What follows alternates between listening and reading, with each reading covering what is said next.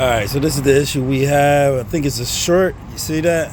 I would come and mess with it, and then after driving for a little bit, it will go out.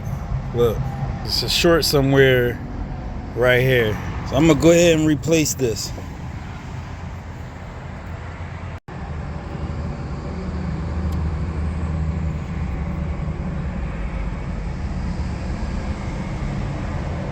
I'm gonna add the shrink wrap on there before I start connecting the wires.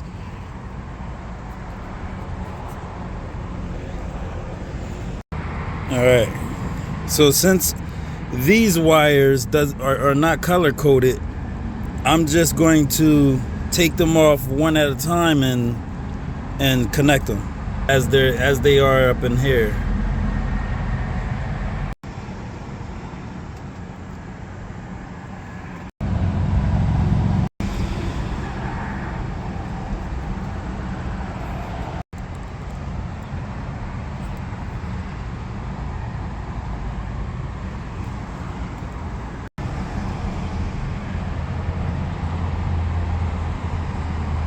So I'm just gonna use the heat shrink, the cheap one from Harbor Freight.